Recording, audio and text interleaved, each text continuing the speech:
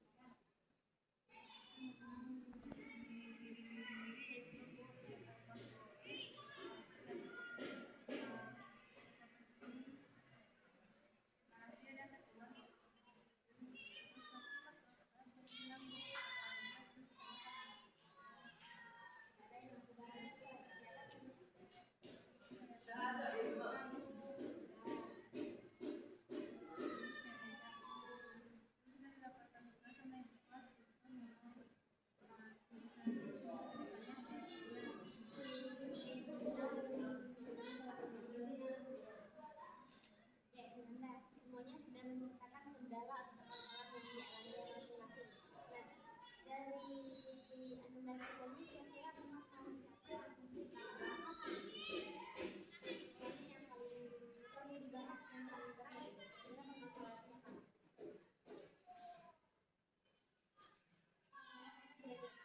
Sudah kita bahas pada hari ini.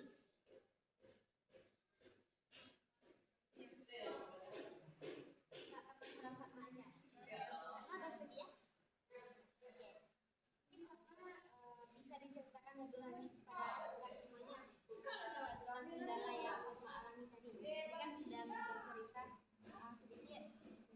Saya nggak logo. Dari awal atau dari awal aja? Silakan dari awal.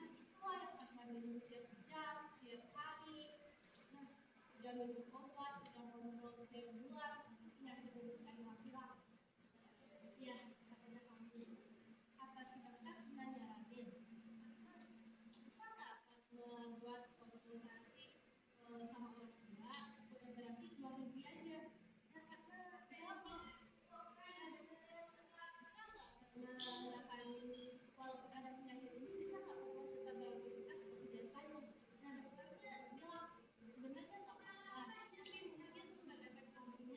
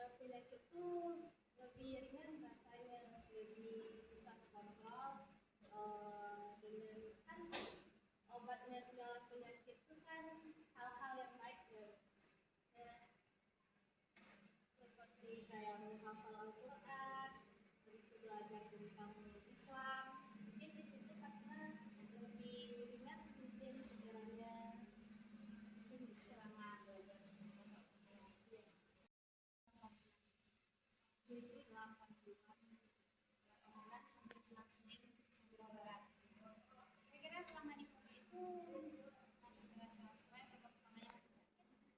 Kadang kalau di pondok itu pas udah targetnya apa satu bulan itu kan belum kita kan jarang masuk nih, kadang mau malamnya 2 minggu mereka itu masih bersih nah dirawat juga dirawat juga di sakit lagi itu 2 hari nggak masuk. Nah pas target teman-teman lain buat ujian sekaligus karena tuh harus juga soalnya harus sama nih biar jalan yang lain itu lah aku usahain 2 malam buat harus tetap hafal ini dalam 2 malam gitu ulang-ulang sampai nggak tidur besoknya pas ujian wah lancar banget habis itu hafal semua nggak ada yang hilang gitu nggak ada yang hilang pas udah hafal itu pas udah siap ujian itu yang disitulah keambulan kayak mungkin terlalu kecapean nggak ingat waktu buat hafal. Berarti selama pondok berapa biaya yang habis? Mungkin waktu berobat itu kan biayanya juga ditanggung kampung ada juga sebagian uang pribadi mungkin nggak dihitung lagi ya Tapi ditambah sama BPS juga ada. Sebagian pribadi dari orang tua.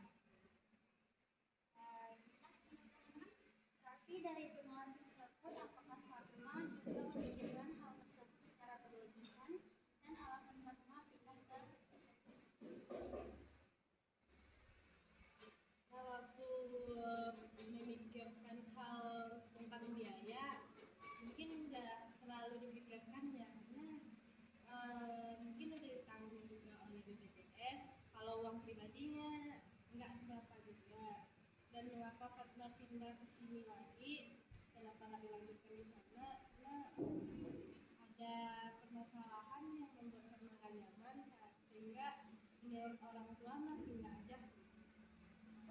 Akhirnya memutuskan pindah lagi ke SMK 1. Ya, Awalnya dulu juga di SMK 1 berarti. Nah, terus kan katanya ada permasalahan. Boleh gak sih ceritain permasalahan penyebab Fatma pindah lagi ke SMK? Bisa diceritakan kan? Silakan. waktu di pondok itu kan ada pemilik pondok ya, ada bawahannya. Bawahan pemilik pondok tuh kita nggak tahu ya seberapa alim orang, tapi hatinya kita nggak tahu ya. Nah, di situ tuh kayak kita tuh kayak dikucil kan, kayak diomongin, dia pura-pura sakit, ngapain sih masih di sini? Oh, mentang-mentang kakaknya dulu di sini seenaknya aja. Terus dia masuk jarang lah, gara-gara berobat lah. Emang dia benar-benar sakit? Nah, pikirannya itu kan kayak gitu tuh. Nah, kayak Fatma tuh kayak ngerasa orang-orang percaya nggak ya? Orang-orang tuh yakin nggak sih Fatma itu sakit? Apa perlu lebih banyak lagi? Padahal kan Fatma udah ngasih bukti nih, kayak ronsenan, kayak surat-suratnya. Tapi namanya manusia ya, nggak tahu kan hatinya gimana. Ada yang percaya. Ada yang nggak percaya dan sampai menuangkan hal-hal yang melemahkan Fatma.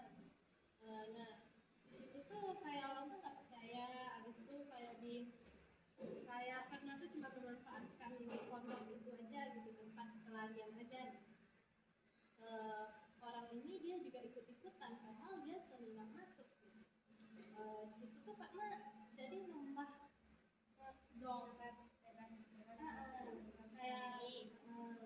Terus ada juga tuh bawahannya lagi, bawahan pondok itu ada juga, dia tuh baik banget, apa-apa dikasih, apa-apa dibeliin. Tapi ketika kita membuat salah, namanya manusia ya pasti ada salahnya, nanti keteledoran sama istilahnya.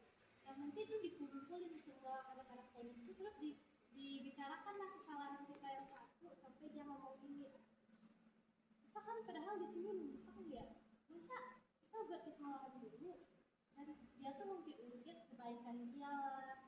Padahal selama ini saya gini loh, saya udah beli dulu loh, saya udah ngelakuin ini loh. Kok Anda seenaknya aja gitu. Seharusnya kan kalau ada satu kesalahan bisa diomongin berdua ya, kata berdua ya. Kenapa harus akan dia tuh mempermalukan kita? Setiap ada permasalahan dikit, permasalahan kecil, pasti semuanya tuh dikumpulkan kayak mempermalukan kita. Nah, itu mungkin lebih banyak lagi sebenarnya, kayak buat hal besar gitu. Sehingga kita tuh kayak nggak dipercaya lagi, nggak Fatma sendiri, mungkin ada 20-an udah pindah dari pondok. Jadi apa sebelum membuat Fatma dilekot memikirkan hal tersebut sehingga memutuskan caranya pindah ke sini di SMK 1. Oke. Kira-kira selama hal itu terjadi, apakah penyakit Fatma itu kambuh lagi? Waktu kejadian itu pernah sekali sih, tapi karena nggak terlalu memikirkan. Tapi Sama dilarikan ke rumah sakit. ya waktu itu dirawat. Ya namanya orang tua pasti memikirkan kondisi anaknya, mental anaknya, makanya dia suruh keluar. Kalau Fatma sih ikut-ikut aja gimana baiknya. Akhirnya harus pulang. Ya, Fatma lebih dites dulu dong sebelum masuk pondok. Karena banyak orang-orang pondok tuh yang kayak gitu. Bisa dijawab? kayak gitu. Yes, tadi Nah, yang Fatma ceritakan tadi kayak sering dibilang istilahnya itu julid lah.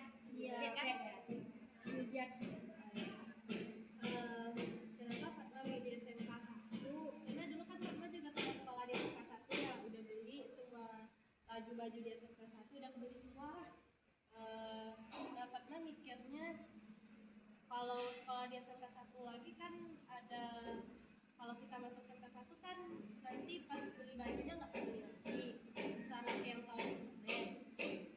Nah, waktu itu tuh Fatma pikir juga sih, kenapa nggak teman aja, kenapa nggak pondok lain aja, takutnya nanti biaya lagi, pemikiran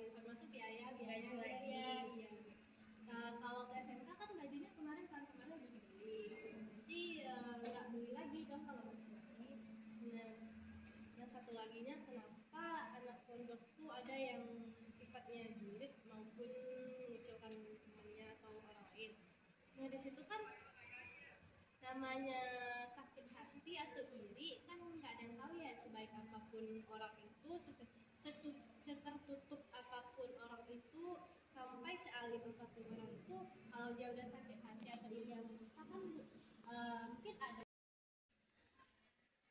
Udah bisa dipahami semuanya? Bisa. Menurut anda semua nih, tadi kan Fatma minta solusi atau sarannya supaya tidak memikirkan hal-hal seperti itu. Menurut anda apa sih yang harus dilakukan oleh Fatma dari kendala yang dialaminya, ada dari berpikir secara berlebihan sehingga membuat dia stres, cemas, adanya penyakit yang kambuh lagi, rematik kambuh lagi, berobat kambuh lagi, seperti itu tadi Fatma. Menurut anda gimana nih kira-kira caranya agar tidak seperti itu lagi terjadi kepada Fatma? Menurut saya ibu, kan kamarnya baik kepikirannya kayak dikerjakan di pondok itu kayak masih ada traumanya. Menurut saya sih I don't care aja sama kayak perkataan-perkataan orang lain itu nggak usah dipeduliin. Nah, mereka kita yang kita terus karena jangan pikirin hal-hal yang lain, pikirkan tujuan kita aja, masa pikirkan masalah-masalah yang datang. Satu mau datang harus dihadapi, bukan kayak kita menghindar. Setiap orang pasti kan ada masalah, jadi kita hadapi masalah itu dengan tenang. Kan Papa juga bilang tadi Bu, semakin dekat dia ke Allah semakin tenang rasanya. Nah makanya dari itu Fatma jangan tinggalkan sholat, pokoknya dekatkan diri kepada Allah lagi supaya penyakitnya sembuh. Dan juga Fatma juga bisa melakukan hal-hal yang positif ya. Kalau memang kalau tidak bisa contohnya pada organisasi, bisa di organisasi saja. Nah, mulai ikut semua organisasi ya, tapi harus pandai juga mengatur waktunya, jangan sampai nanti gara-gara semua organisasi pelajaran kita dikatur juga. Nah, itu pikiran juga lagi yang ditambah, tugasnya tinggal, yang dikerjakan, prakteknya belum. Nah, akhirnya membuat penyakitnya kambuh lagi. Nah, menurut yang lain gimana? Supaya Fatma tidak berpikir berlebihan lagi dan penyakitnya tidak kambuh lagi. Saya